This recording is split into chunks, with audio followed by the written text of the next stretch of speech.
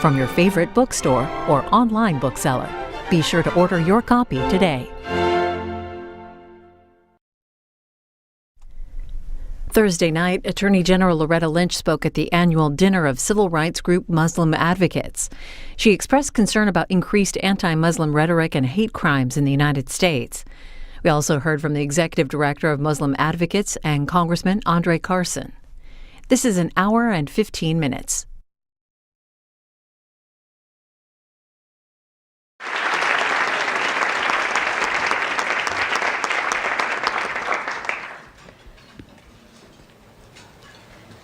I am so disturbed.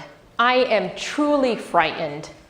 That was a text message I recently received from an American Muslim mother of 2 young girls. But I also received this message from another mother of 2 young children. We are counting on Muslim advocates to help us in this very scary and difficult time. It is why we do what we do at Muslim Advocates. Assalamu alaikum. Good evening. Thank you all so much for joining us. This is a very special evening. As Dean mentioned, this is actually the 10-year anniversary of Muslim Advocates. And it all started 10 years ago, right here in Washington, D.C., on a snowy January weekend, in a conference room in a law firm downtown. You see, a group of American Muslim lawyers and policy experts from the government, private practice, from the civil rights world. We came together with an urgent task at hand to defend the founding values of our country. And that weekend launched Muslim Advocates, a national legal organization dedicated to promoting freedom, justice, and equality for all. We have come a long way and have made progress in these last 10 years because of many people in this room and others like you. Some of you have given generously financially. Others have contributed their time and their talents. Some have been important and crucial allies in our work. And several law firms have donated thousands of hours of their legal time pro bono in support of our work. I want to take a moment to recognize someone very special who's with us this evening, Umber Khan. Umber is one of our founding board members, and at the end of this year ends her service as a member of the board of Muslim Advocates. She has provided crucial leadership and guidance, strategic communications to governance issues, and we're going to miss her, but I know she's not going to be far away. So on behalf of everyone at Muslim Advocates, our deep thanks to Umber for her leadership.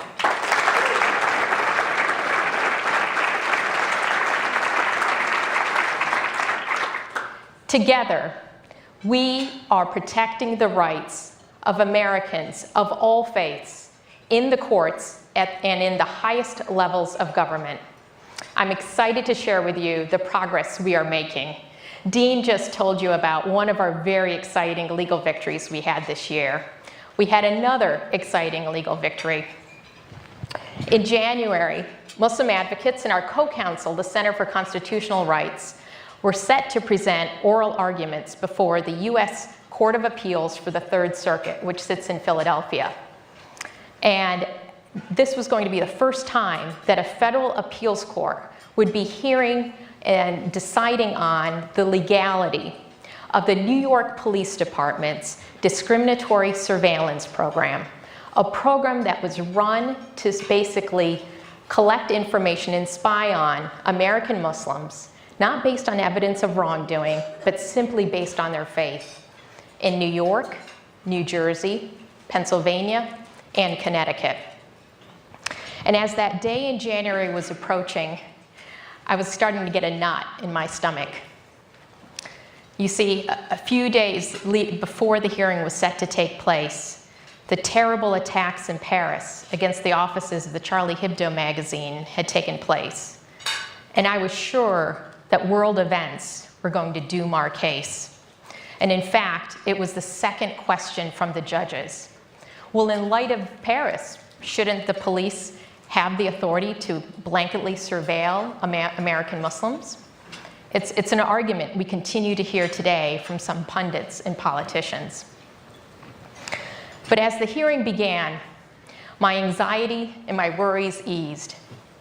You see, there were so many community members who packed the courtroom, who came from New York, Newark, from Philadelphia.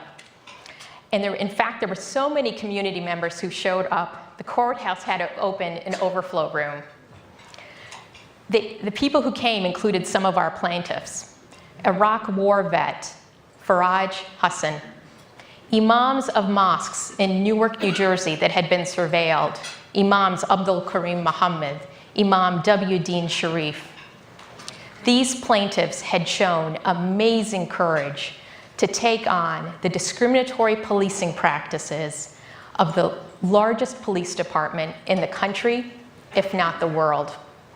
And they were now getting their chance to have their grievances heard by a court of law. So as the hearing began, I happened to glance up at the ceiling in the courtroom, and these words were etched in the ceiling: "Justice, guardian of liberty." And on October 13th, justice was served. The court issued its decision, a unanimous decision against the city of New York and in favor of our plaintiffs.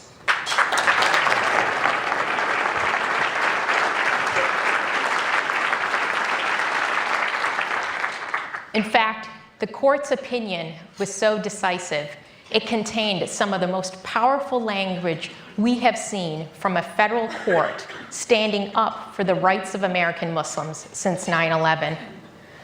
One of those passages was this: "We have been down similar roads before. Jewish Americans during the Red Scare, African Americans during the Civil Rights Movement, and Japanese Americans during World War II are examples that readily spring to mind." The case also got ample media and attention by legal analysts. One analyst said, "This lesson about discrimination is one the nation needs to learn over and over." Our case now goes back to the trial court, and we are preparing for trial.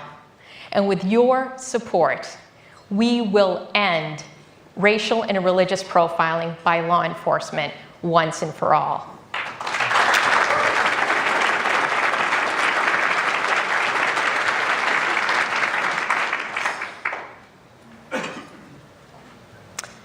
Every American has the right to feel safe in their homes, in their houses of worship, and in their communities. Earlier this year, we were all horror-struck when we heard the devastating news of the brutal murders of 3 Muslim students in Chapel Hill, North Carolina: Dia Barakat, Yusor Abu Salha, Razan Abu Salha.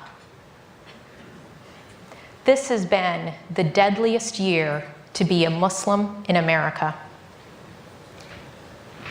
And not long after those attacks, the Muslim community in upstate New York, Islamburg, received just horrifying news that a network of anti-government militia folks were basically plotting an attack to come up to their community, attack their schools, attack their community, and kill their children. That was the intent expressed by those folks.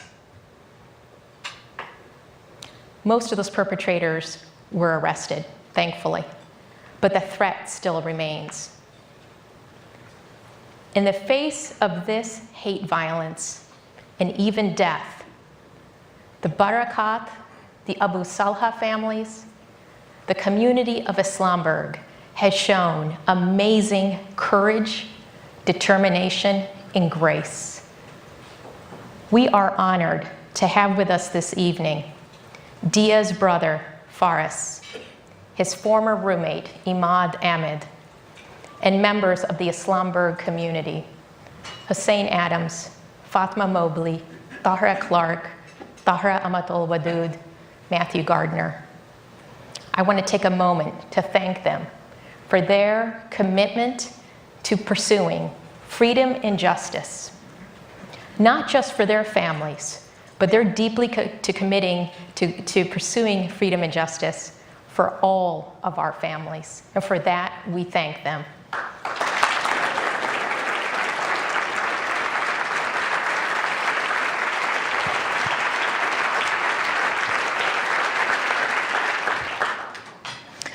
We also know this. The federal government has an important, crucial role to play to ensure the public safety. And so since the beginning of this year, at Muslim Advocates, we have been in a series of intensive communications with senior officials at the Department of Justice. I've been in regular contact with the Acting Assistant Attorney General for Civil Rights, Vinitha Gupta, and I just want to take a moment to thank her and her team for their responsiveness. Vinitha literally has been available almost at any time of day, any day of the week, to talk about these issues as they've been affecting our community. So thank you, Vinitha, to you and your team.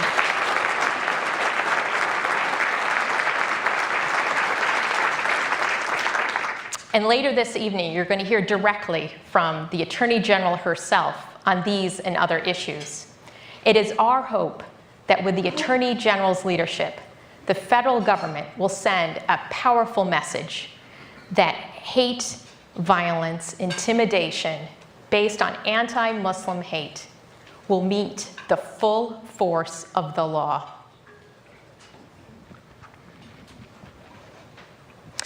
At this time of great challenge and pain for our community, we've also been very fortunate to have with us the support of our allies and partners. As Muslim Advocates has called for federal hate crimes investigations, as we have called out public officials for engaging in divisive anti-Muslim rhetoric, a number of faith groups, civil rights groups, civic organizations from across racial and ethnic lines have stood with us in support of our community. And we're very honored to have with us this evening representatives of several of these allies, including the Anti-Defamation League, Bend the Arc, the Interfaith Alliance, the Southern Poverty Law Center, the Human Rights Campaign, Media Matters for America, and the National Religious Campaign Against Torture. They have stood up for American values. They have stood with Muslim advocates and the American Muslim community. And now I think it's our turn to stand up and express our appreciation for their support and friendship. I ask you to join me in standing up and expressing our support and thanks to our allies at this difficult time.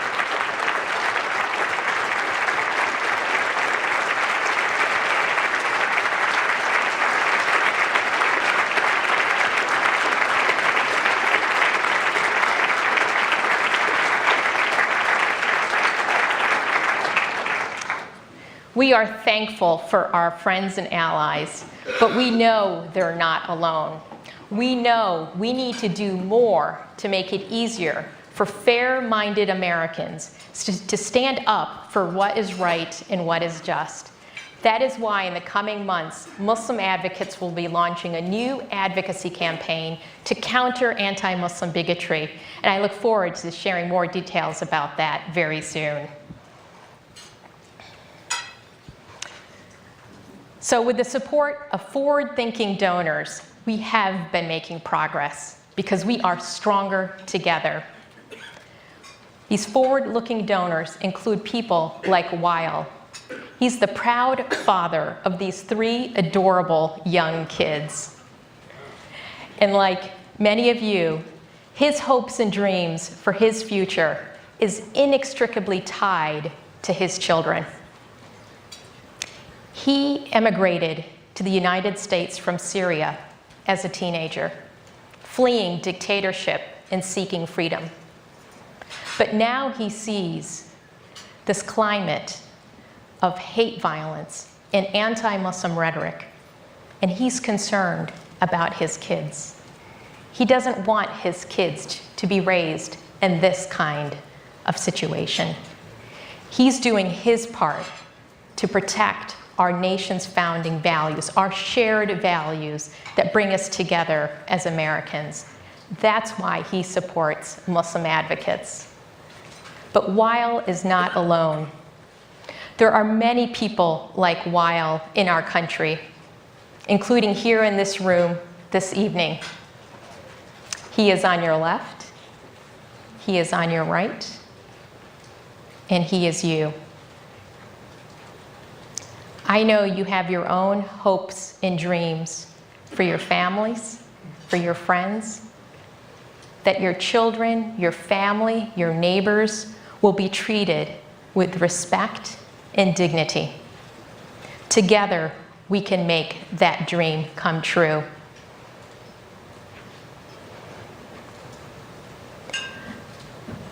We can make progress as we move forward together, because we are truly stronger together. Thank you all again so much for joining us this evening.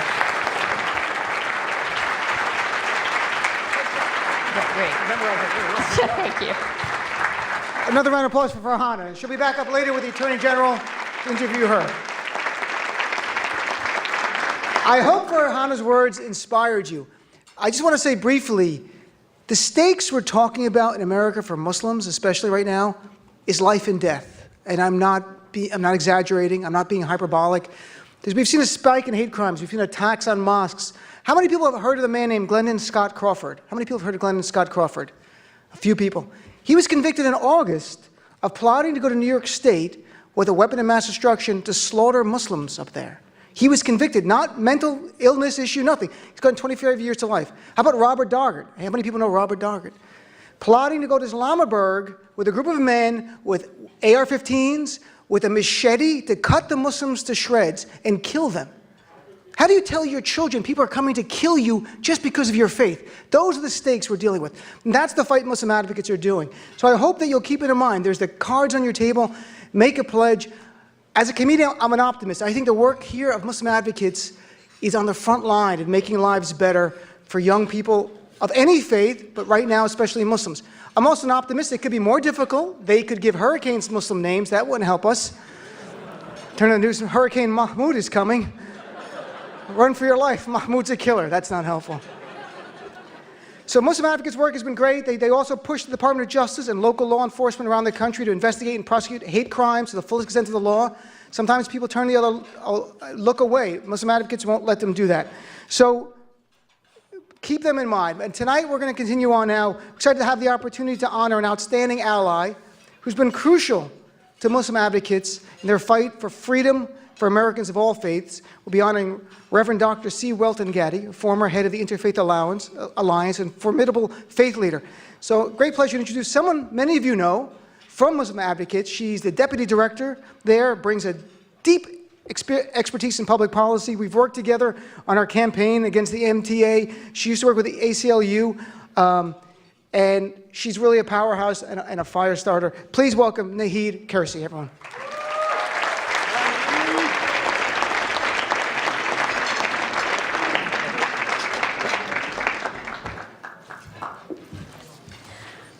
Assalamu alaikum, good evening. Tonight I have the honor of presenting the Voice of Courage Award to the Reverend Dr. C. Welton Gaddy. Dr. Gaddy recently finished his time as Executive Director of the Interfaith Alliance, our close ally and partner. For 16 years, he flew back and forth between Monroe, Louisiana and Washington, D.C., so that he could remain the pastor at Northminster Baptist Church. People who work with Dr. Gaddy often say that he's the first person in any room to speak truth to power. Loud and proud, they say. If he sees something wrong, he will call it out. You've likely heard him passionately fight against bigotry on many of his media appearances, whether it's MSNBC or his radio show, State of Belief. At the Interfaith Alliance, Dr. Gaddy used his platform to challenge misconceptions and promote understanding about the American Muslim community. And he certainly doesn't accept the idea that we have to choose between national security and civil rights. We became close with Dr. Gaddy during the hysteria surrounding the Park 51 Community Center in New York City. All of us remember the inflammatory rhetoric coming from hate groups that provoked hate crimes, protests, and intimidation of Muslims and mosques all over the country. The community was terrified. It was unfortunately a time not unlike that which we are experiencing today. Dr. Gaddy immediately understood the importance of building public alliances with Muslims. He worked with us to set up a meeting with then Attorney General Eric Holder. And during that meeting, he certainly didn't pull any punches. He called on the Attorney General and the President to do more and to do better. And when Peter King organized the first ever hearings targeting a religious group, American Muslims, Dr. Gaddy and his team helped us form a coalition of over 60 groups to fight back.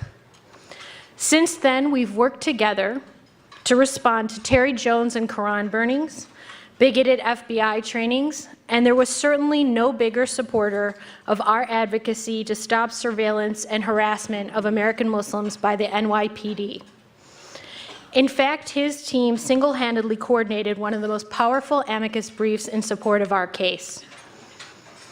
Even now, he's one of the first people we hear from in a time of crisis for the community. He always asks, "What can I do to help?"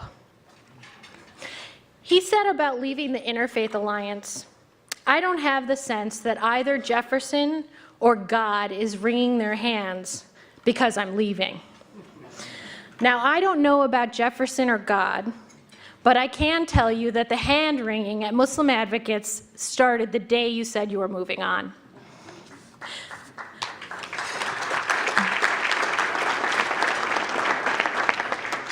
Thank you so much for everything you've done for the American Muslim community.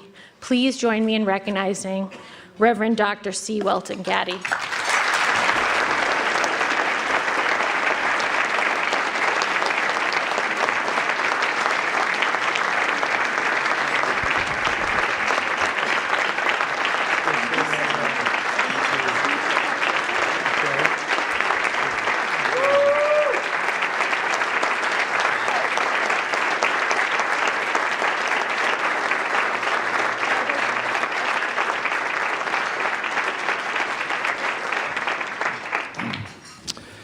Thank you.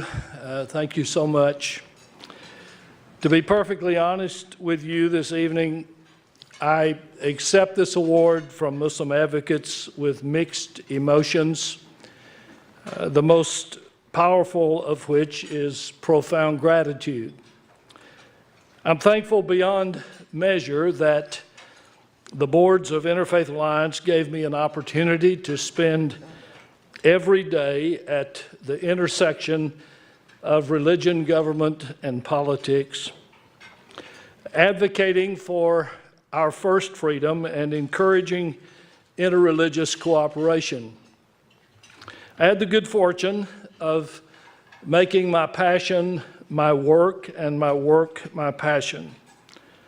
My presence in that office allowed me the privilege of regularly learning from and cooperatively interacting with Muslim advocates. Our shared values afforded me ample opportunities to express my patriotism through efforts to move our nation closer to full compliance with our Constitution, and conviction that religion can be inclusive, healing, and compassionate in its relationship to all people. Working alongside individuals who also understand the importance of religious freedom and the necessity of equal justice for all, individuals who share my conviction that real religion pulsates with mutual respect and personal compassion, my colleagues in Muslim Advocates became my friends.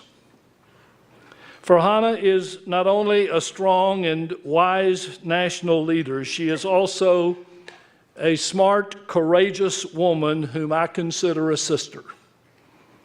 Gratitude for this honor this evening comes easily. But negative emotions also disturb my heart and mind tonight. Not all is well with our nation or our world. Understatement. The most fundamental values of both religion and democracy, so prominent in our work together, are under siege to an extent that the meaning, integrity, and quality of freedom in religious freedom for all Americans are seriously threatened. When candidates for the highest office in our land sound like bigots with favor anarchy over democracy, something is bad wrong. When any person's religious identity can be considered a justification for hate and discrimination, the health of the soul of our republic needs to be re-examined. Having spent most of my adult life promoting, protecting, and defending religious freedom, I must tell you that I do not think we could pass the First Amendment to the Constitution today. Extremely short-sighted people are seeking to change the definition of liberty in order to claim a freedom for themselves that they refuse to extend to others.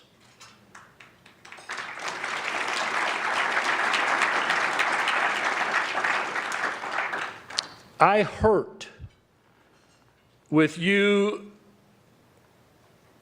as well as stand beside you in support, knowing that Muslims are under a severe attack that includes despicable violence by people who don't understand either the Constitution or Islam.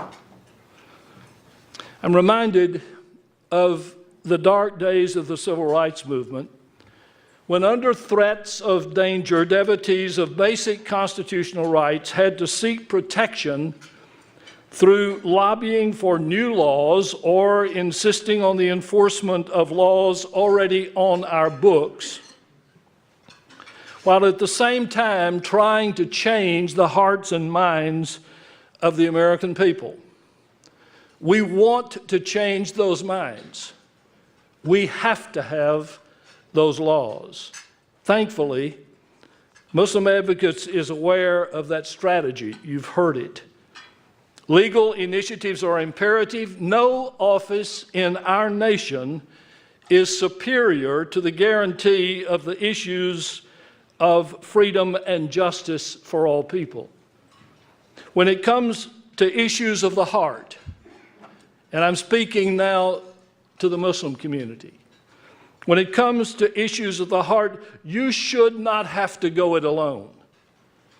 It is far past time for all religions in this land, majority religions and minority religions, to position themselves alongside you as Muslims and to remain alongside you tirelessly advocating for eradicating hate and practicing injustice as you're having to experience.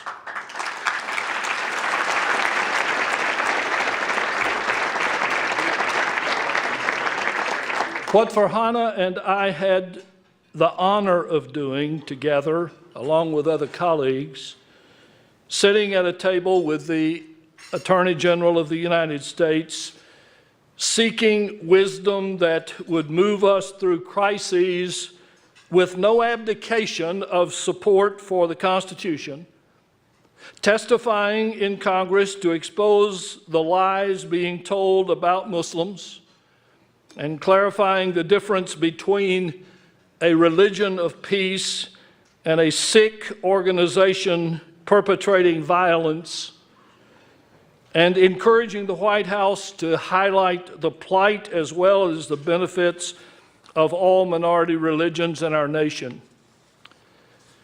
That work was fulfilling and fun for us.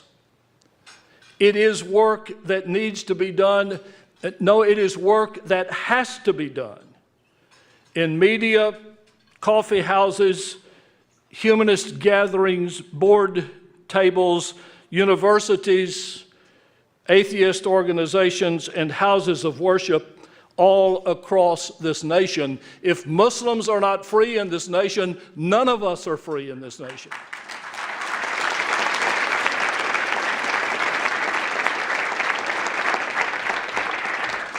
I'm very grateful for Muslim advocates and for this honor that you have given to me. And I hope that our time of celebration this evening can serve as an inspiration and a time for all of us to recommit ourselves to doing the work of freedom together for the integrity of religion and the vitality of our democracy, and please God, for the possibility of peace. Thank you.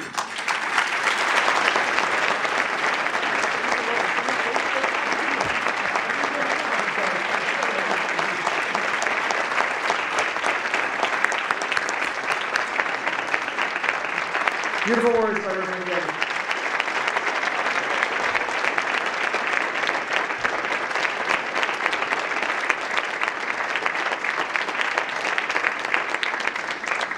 So we're going to continue on. Our next speaker is a friend of mine all the way from New Jersey as well. He's a council member in Teaneck, but he was a mayor. He was the first mayor who was Muslim, I think, in the history. Oh, no. Or he's going at the end. Sorry, buddy. You're stuck there. I don't really know the guy. I just met him before. No, I'm kidding. He's my buddy. So introduce Congressman Carson. Okay. So right now, here's someone I actually know. Great guy. I know them both. He's a member of Congress. He's in his fourth full term. Comes from the great state of Indiana. Congressman Carson has worked to protect the rights of Americans from all walks of life. He's an advocate for everyone. Muslim advocates have been lucky to have Congressman Carson as an ally in Congress who stands up for freedom, justice, and equality for all. He's since the dreadful Peter King hearings, you guys remember that, 5 years ago, which painted the American Muslim community with a broad stroke, Congressman Carson has spoken out to public officials about the issue. He has brought the rising anti-Muslim bigotry and hate to the attention of his colleagues. In fact, he convened a briefing with members of Congress this year with Representative Judy Chu and Congressman Keith Ellison about anti-Muslim bigotry and why it's important. It's a great pleasure to introduce a great guy and a friend of mine, Congressman Andre Carson, everybody.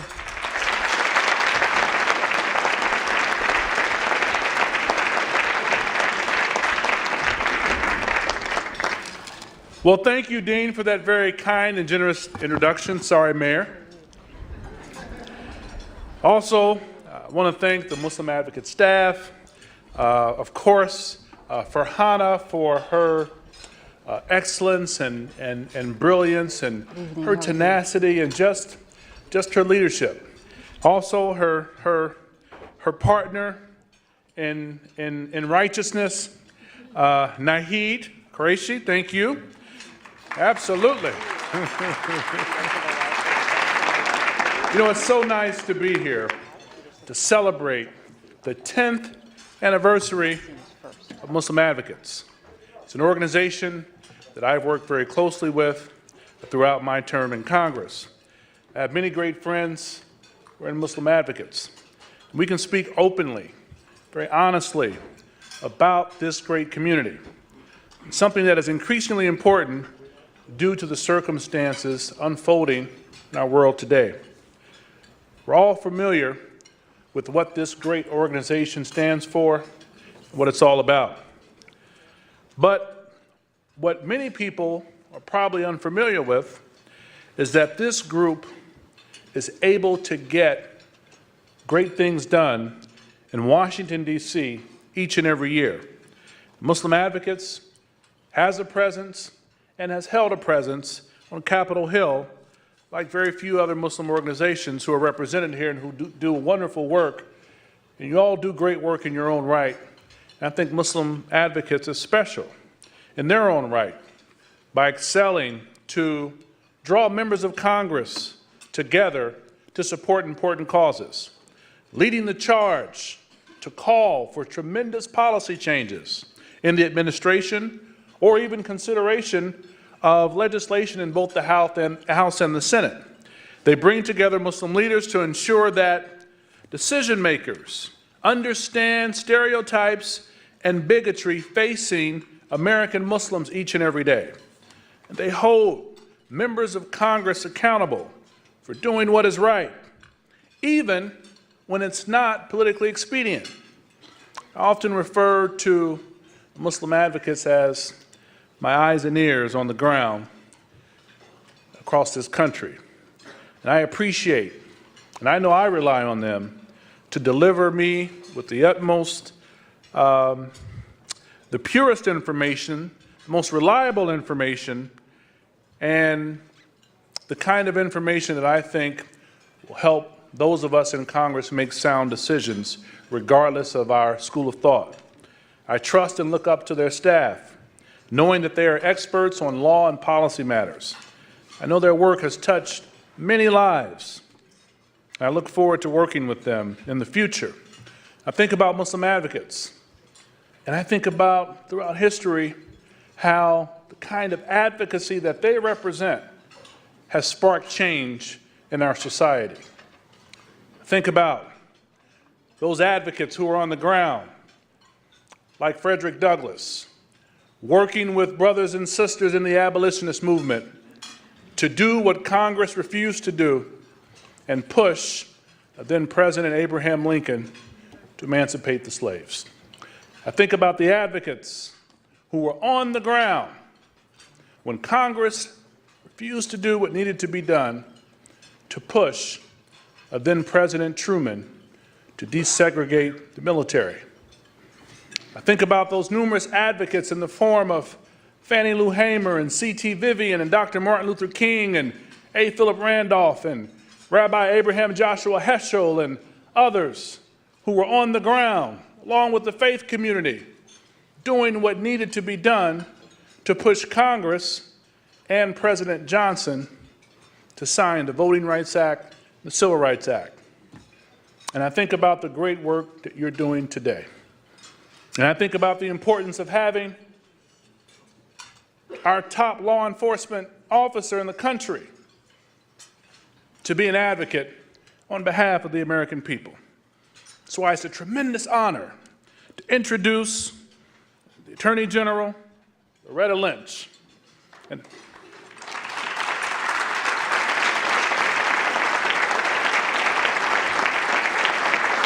this is her first public event with the American Muslim community. I met her in New York when she was U.S. Attorney at an event for the Muslim community. But you have to understand that as a child, she and her father would literally visit the courthouse in Durham, North Carolina, to watch the court proceedings. Her interest in the courts grew out of the story she shared with her grandfather.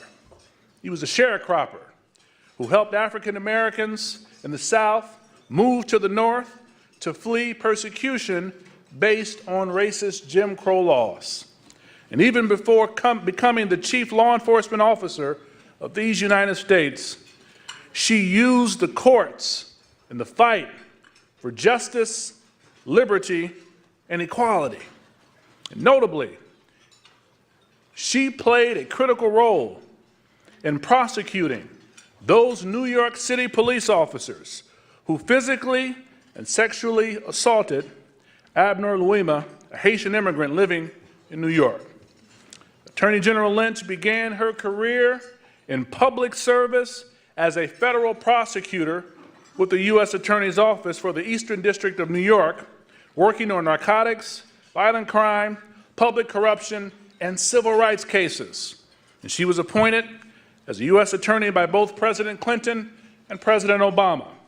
In private practice, she performed extensive pro bono work protecting human rights.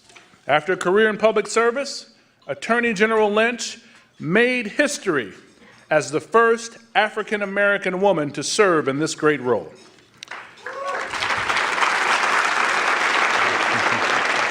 She's tough. Now, since she was first nominated, I've had a chance to get to know her, and one thing I can say for certain, our community and our country, we have an Attorney General that deeply cares for justice and for fairness. When Muslim Americans are held back by discrimination or threatened by hatred, we have an advocate at the Department of Justice. We should feel confident that she will not only stand with Muslims in our most difficult times, she will stand with all Americans to make sure they have equality under the law. Brothers and sisters, friends and family, please welcome our Attorney General. Get on your feet for Loretta Lynch to the stage as she joins Farhana for a deep conversation about the climate of bigotry and Islamophobia.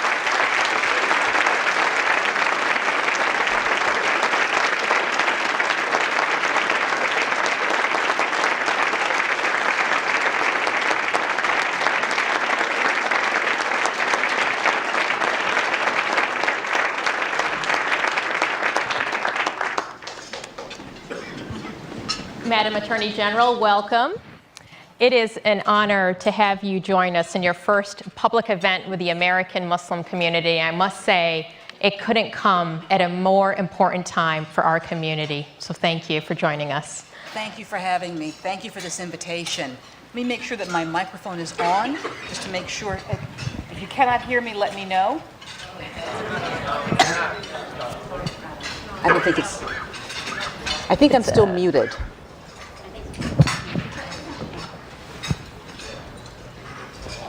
Okay, how's that? No? I will tell you that rarely have I had trouble being heard. Usually it's the opposite reaction. It's like, will she stop? I think is it coming up? All right, let me slide this down a bit. Yeah. Yeah. Let's get this repositioned and see, because this is, thank you so much. So just so you know, my stunt director here is the extremely talented Vanita Gupta, the head of my Civil Rights Division. As you can see, she saves me on a daily basis from any number of issues, but also does tremendous work in an important area. So I'm quite glad she was here tonight. So let's make sure we have this in the right spot. Okay, great. Yeah. Okay.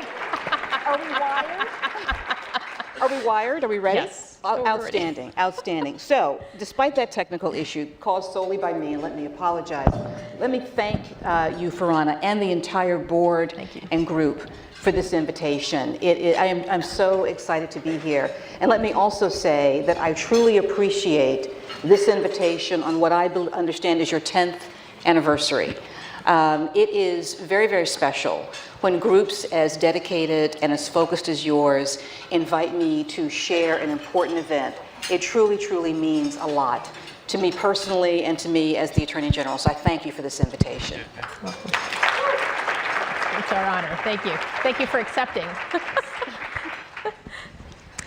So maybe just to kick things off,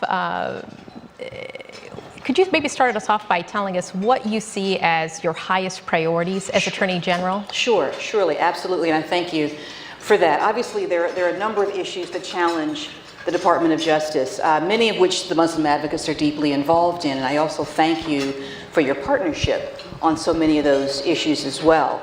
The work of the department is varied, it's wide, it's multifaceted. I am focusing in the time that I have on 4 main areas, but it in no way diminishes issues that we discover in areas and others. And I'm focusing on national security and terrorism, because as we have seen, the threats are ever evolving and they are widespread. They affect us, they affect our partners, and I think, frankly, they are affecting us in really deep and fundamental ways. They're causing us to look at how we evaluate certain crimes and the language that we use to describe them, and forcing us, and I think will be ultimately a very positive way, to really grapple with the issue of protecting ourselves and also protecting our rights. So those are very, very important issues to me. I'm also focusing on the issues of cybersecurity. If anyone has been near a computer lately, you know that you need to have basically a 12-year-old to help you interpret it. And so what we see, however, is that with the explosion of the ease and the simplicity and, frankly, the great abilities of the cyber world, of living in the cloud, how it makes us open for exploitation, particularly when it comes to the business community and the economic and intellectual property rights of so many of our corporations. You know, we have an extremely strong entrepreneurial community here in the United States. Muslim Americans are a very important part of that. So it's not just the large multinationals or the established companies that deal with this issue. Oh, this is great. Thank you. Oh, this is great. Thank you very much. So I will tell you that I promise not to sing, despite having this snazzy new mic. But as I was saying, with respect to cybersecurity, as we expand into new and other areas of business, particularly when it comes to the entrepreneurial spirit of our country, so much work nowadays, particularly with young designers and developers, is being done online. The theft of intellectual property is a multi-billion-dollar issue, and certainly we're working in some important ways, including with China. I just recently had a ministerial this week on those issues. Another main priority of mine is human trafficking. And it's because it grew out of work that I did in Brooklyn as the U.S. attorney there, and the cases that I saw with young people, primarily women, but not always, but primarily women and girls, lured from a host of countries with false promises, promises of a better life, the promises of an American life. And those promises were turned into nightmares. And as the more I looked into that issue, the more I realized what a widespread and largely invisible crime this is. And how so many of our young women and girls are at risk. And once they fall into this, how hard it is to get out, and even when they can be rescued, how difficult it can be for them to reintegrate into society. And I frankly think that there's too much value in the power of women and girls to allow a single one of them to be thrown away. So that's why that's a priority of mine.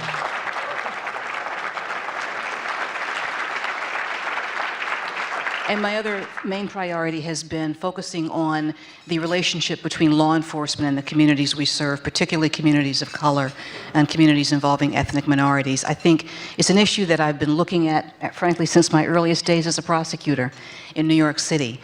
The congressman mentioned one of the cases that I did. It certainly highlighted that for me in some very, very significant and meaningful ways. And I also did some cases with the Asian American Chinese community as well, and had occasion to work on those issues. So that's been a priority of mine as well. And the myriad of other things that the department does. Great. Well, let's maybe start to dig down into some specific issues. And I think an issue on the minds of many American Muslims is that since the tragic attacks in Paris 3 weeks ago, there's been a decidedly disturbing uptick in anti-Muslim rhetoric. It's been very divisive, and many of us, frankly, feel that the rhetoric is the worst that it's ever been, and we're very concerned about the environment creates a very toxic environment that might even give license to some to engage in acts of violence. And so in light of these attacks and this toxic climate, what message does the federal government have for the American Muslim community?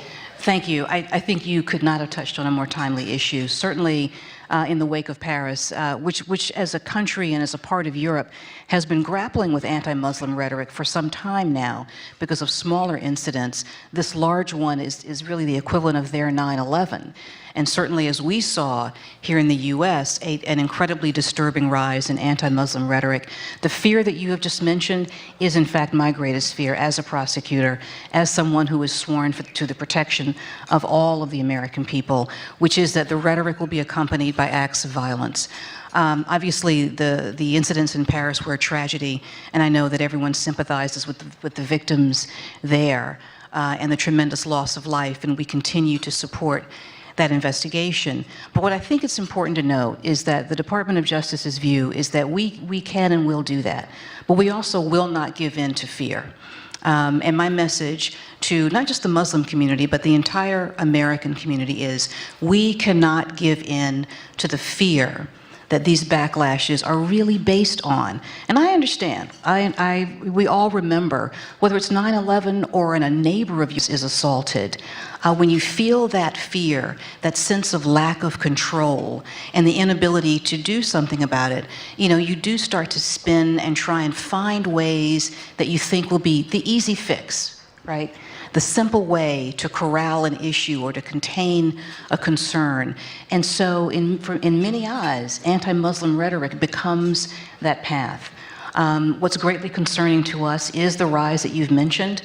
I remember 9/11, and those were very, very difficult days. I heard some disturbing things from people that I never thought I would hear certain things from. And now I think the rise of the internet, the ability of people to issue hateful speech of all types from the anonymity of a screen is something that increases that rhetoric. Now, obviously, this is a country that is based on free speech, but when it edges towards violence, when we see the potential for someone lifting that mantle of anti-Muslim rhetoric, or, as we saw after 9/11, violence directed at individuals who may not even be Muslims, but may be perceived to be Muslims.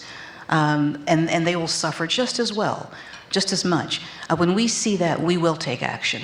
My view is that we cannot be ruled by fear, because when we're ruled by fear, we actually are not making ourselves safe. We're not effective. We're not thinking things through. We're not looking at what works.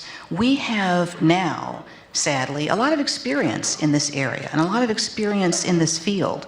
This is what we do 24/7. And I know people are saying, oh, if we stop the refugees and sign a bill and make people sign to guarantee them, this is not the way.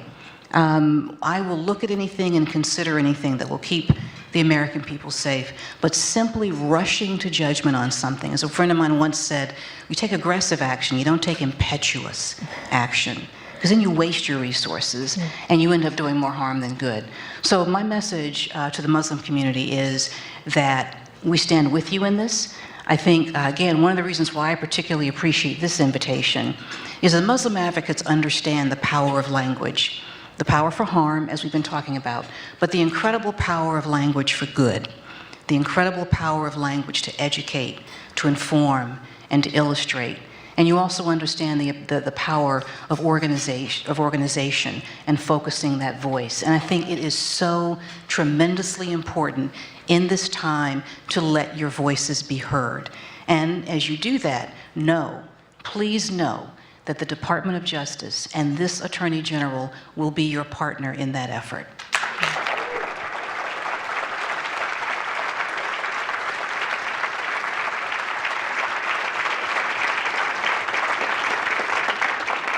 Thank you for those kind words and clarity, frankly. I think that is needed now more than ever in our country, so thank you very much.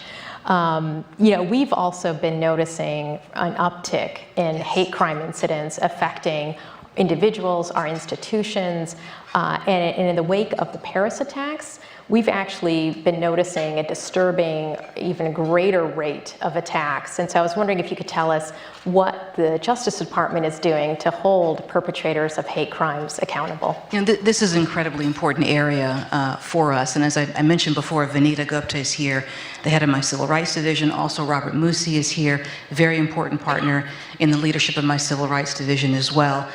because for us, this has been an important issue since 9/11, but I would say in the last several years, and as you mentioned most recently, we also have seen this uptick, and it's incredibly disturbing. And had I known Vanita was going to be here, I wouldn't have bought my crib sheet, because the only notes I brought were I wanted to make sure that I had the information on this issue if it came up, because I'm incredibly proud of the work that our Civil Rights Division does in terms of cases, but also investigations and counseling in areas. But where we do see anti-Muslim rhetoric and actions turn into violence, we do take action. Criminal prosecutions, the Matthew Shepard, James Byrd Hate Crimes Act has been incredibly effective for us. But I did want to just note that I think we have charged 225 defendants with hate crimes offenses over the last 6 years, most of those in the last 3 years. Since 9/11, we've had over 1,000 investigations into acts of anti-Muslim hatred, including rhetoric and bigoted actions, with over 45 prosecutions arising out of that. I think, sadly, that number is going to continue. I think it's important, however, that as we, again, talk about the importance of free speech, we make it clear that actions predicated on violent talk are not America. They are not who we are, they're not what we do, and they will be prosecuted. So I want that message to be clear also. Great, thank you.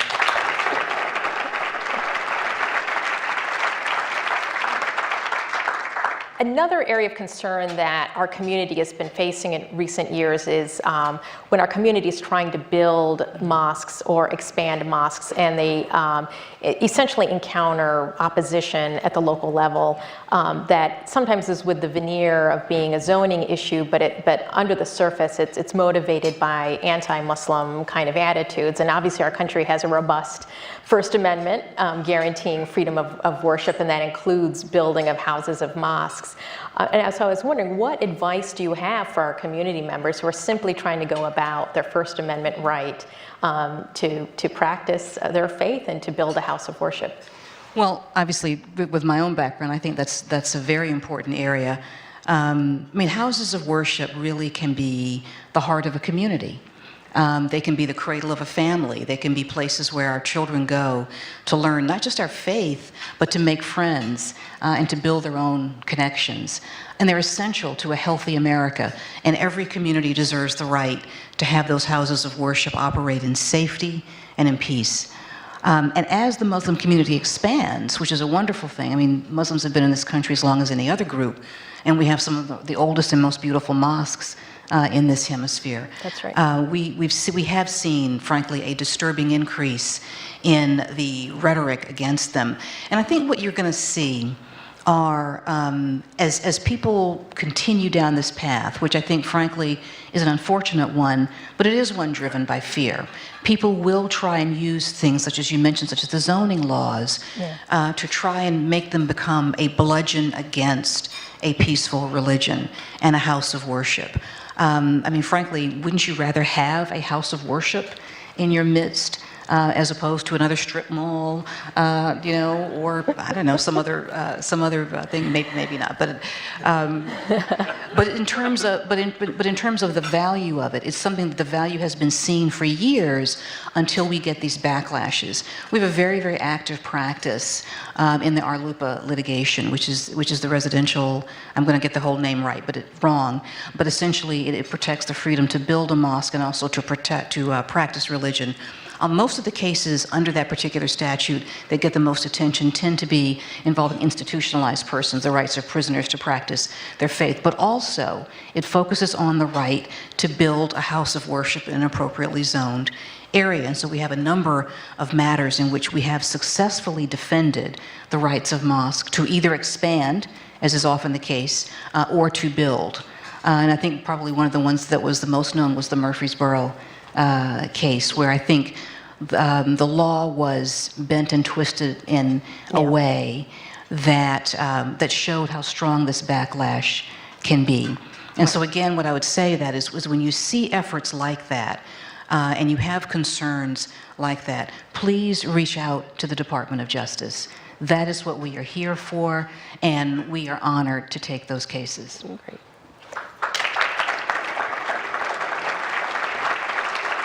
I should also add that in respect to not just houses of worship, but other areas in which we're seeing growing areas of concern also, and we have for some time now, specifically involve our children and the issues of bullying in the schools.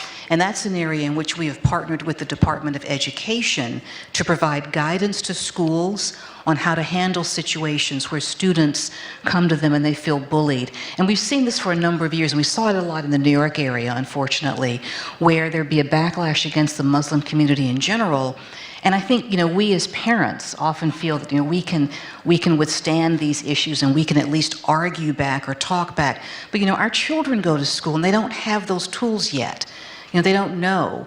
And kids are very good at finding that spot and pushing. And so we are very, very active in that front as well. And so what I would urge people to do, if you are aware of situations where children are involved, please contact the Department of Justice and the Department of Education.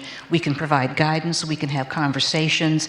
Everything need not result in a lawsuit, but some things do have to go to that area. We have, as you may know, opened an investigation into the case of the young man in Irving, Texas. We will see where that investigation goes. So you have extreme situations like that, but you also have those everyday things that happen, and we have an important role to play. So please think of us there as well. Great. Well, thank you.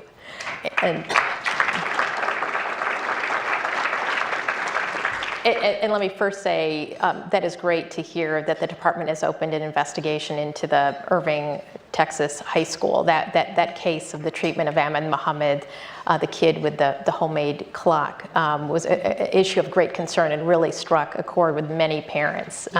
So really appreciate the department's leadership on that, as well as the Murfreesboro case. The department's role in defending the right of the community was absolutely crucial. And I don't know if you know this, Madam Attorney General, but the community, after the department prevailed, the government prevailed on the side of the community was able to proceed, build a mosque, and it opened a little over a year ago, and they're a flourishing part of the community and supported by their interfaith allies in that community. So thank you for that important work. I want to turn now to a different issue, something you touched on just briefly in your opening remarks, and that's the issue of law enforcement and community relations. And as Congressman Carson mentioned, in the early part of your career as a federal prosecutor, you were part of the high-profile case of the brutal assault of Abner Louima, and around that time, there was also the case of Amadou Diallo. So there was these very high-profile cases of police brutality, and that was in the late 90s, in which there was a public outcry that, hey, we really need to do something about excessive use of force by law enforcement. And yet today, it seems like we're having that conversation all over again, from Michael Brown to Eric Gardner to Tamir Rice, Sandra Bland, and then more recently, of course, Jamar Clark and Laquan McDonald. And so to some, it seems like not much has changed. Why hasn't much changed in these last 15 years? Yeah. I do spend a lot of time thinking about that, in particular about the parallels between the Louima case and the cases that we see today. I will say I think we had, as difficult and as highly charged as the environment is now when it comes to police community relations and these specific cases that we're talking about. In a sense, the environment has changed. It's become more difficult because we're seeing these things that are very, very vivid and hard to watch, and frankly painful to watch. When we did the Louima case, the case occurred in 1998 and it went to trial in 99. We didn't have the videotapes that people have now, even though most of the altercation occurred on the street. Some of the initial beatings, now the sexual assault in the police station was in a bathroom. But we didn't have videotapes. We had to pull it out of police witnesses and also civilian witnesses who did not want to come forward. And if you've ever thought about a difficult witness, imagine a police officer testifying in that kind of case. But we had officers who came forward and said, this is so wrong. But the atmosphere at the time was that this crime is so horrific and this action as described is so unbelievable that a lot of people had trouble believing that it had occurred. And they weren't really unreasonable in that, because who would think that uniformed New York City police officers would, in addition to beating someone in the back of a car, use a broomstick and sodomize him as punishment also. And for us, we had medical records. Without those medical records, though, I don't think that we would have been able to carry the day ultimately in the middle of the trial. The lead defendant pled guilty. Now we have, because of technology, frankly, we have visual evidence of things that occur. Not just the witness cell phones, but the surveillance cameras, the security cameras, and of course police body cameras and dashboard cameras. And as I mentioned before, they are hard to watch, but they are so important to watch, because they have given us the ability to open up this dialogue. And it has really meant that not only law enforcement, but other members of the community who, for a variety of reasons, never really accepted that this kind of misconduct went on, now have to see what so many groups have been saying for so many years. And when when I go out and I do a lot of talking to police groups and minority groups and different community groups as well, and the refrain among the police is, oh gee, that wouldn't happen. And I understand that, because no one wants to think that your group of people that you support and know about would do something like that. And the majority of them don't. When we did the Luema case, we actually got a tremendous amount of support from NYPD officers, because they viewed that action as so not only disgraceful, but they knew what it would bring on the entire department. But you've got community groups saying, no, this does happen a lot. This happens all the time. And when people would talk about whether it's a stop and frisk, or just discourteous treatment, or actual abuse, people would say, well, it's probably not that bad. Or they would literally say, I just can't believe that would happen. And that, in some ways, was the result. And so people had the dialogue, and people in the community understood completely what people were talking about. People outside the community managed to move away from it. And people move away from painful things. These videos mean that we cannot do that. And frankly, it has, in many ways, forced a discussion within law enforcement that has been long overdue, and that has in many ways been very productive. It's been painful. It's not an easy thing to change. But now when I go out, I talk to police chiefs and I talk to the rank and file, and they say that this is not who we want to be. And they come to the department and they will request assistance. They'll request that we come in and help them with training and help them with issues. Not every department, obviously.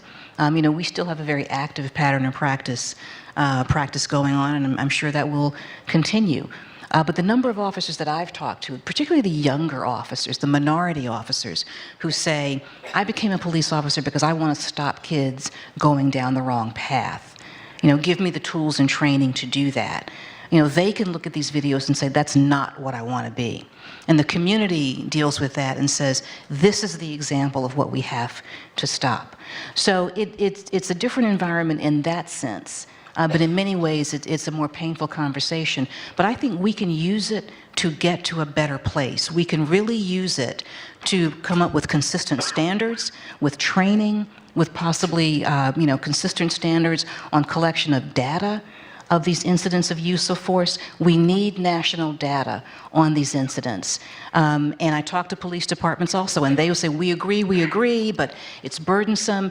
But when they do it through our consent decrees, they say, it really is useful, it really is helpful. Right. And that's why we're talking with police groups now on getting national standards for the data and collection of use of force and other incidents as well. This is really vital to the discussion also. Okay, wonderful. We have time for one more question.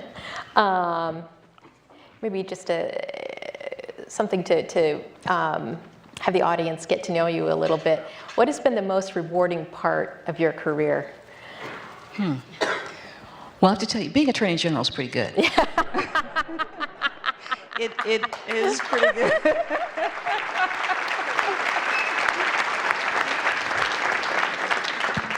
But I have to say, I think if you talk to most people, they'll probably, and with that question, they'll probably look back on a point that at the time, or a situation they were in at the time that they didn't realize was so impactful, but looking back and it was the work that I was able to do when I was in private practice at a firm that I know you know well. Yes.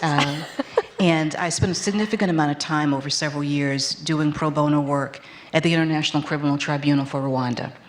And I taught a trial advocacy clinic there with a group of other lawyers for several years, from 2001 through 2007. And then in the summer of 2005, the tribunal needed assistance with a witness tampering investigation. And they asked me to come in and do a special investigation for them. And so I spent most of the summer of 2005, which was 10 years ago, in Rwanda interviewing genocide survivors. In order to deal with the witness tampering investigation, I had to go back and reinvestigate the original massacre that was the topic of some testimony that possibly had been tainted. And it was a tremendous experience. I spent a lot of time delving into the history of frankly, one of the most horrific acts that I think civilization has seen, when one group tried to wipe another from the face of the earth.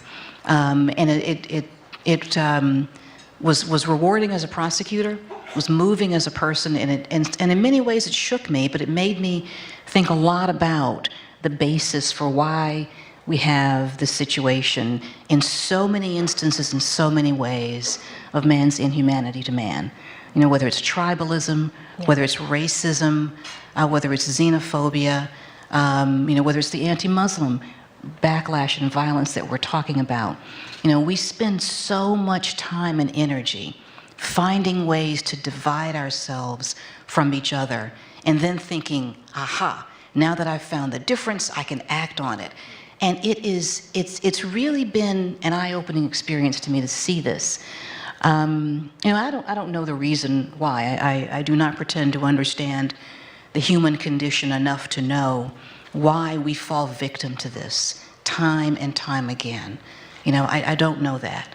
But I did see, as a result of the tribunal, and I've been able to see, frankly, as Attorney General, is what happens when people of goodwill, and in many instances good faiths, plural, come together and decide to stop it.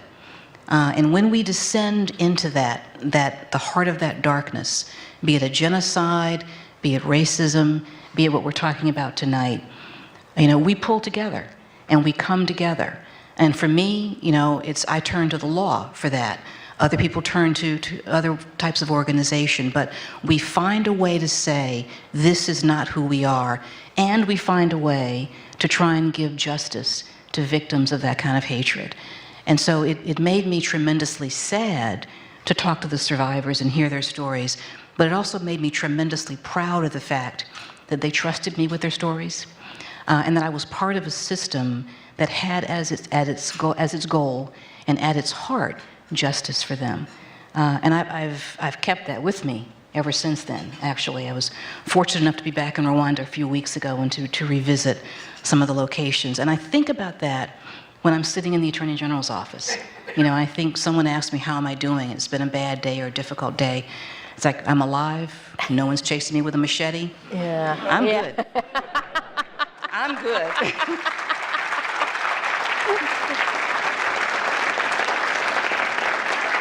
But what I think about is that throughout this world, and even more and more throughout this country, there are people who can't say that. Yeah. You know, they can't say that. And I have the ability to do something about that. I have the ability, and I have the team, and I have dedicated people who work all day and well into the night to stop that and to do something about that and to find justice for people. And so what I've realized is I cannot guarantee the absence of discrimination or hatred or or prejudice, but I can guarantee the presence of justice. So that's why that was rewarding to me.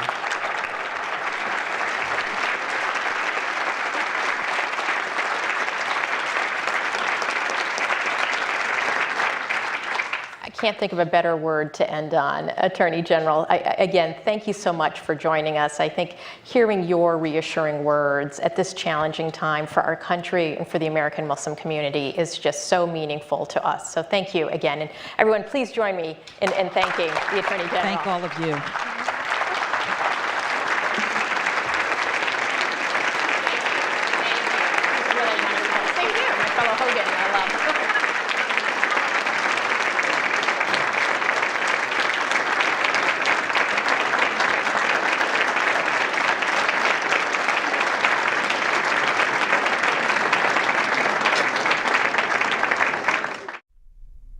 On the next Washington Journal, we'll discuss the decision to send special operations forces into Iraq and Syria to help in the fight against ISIS.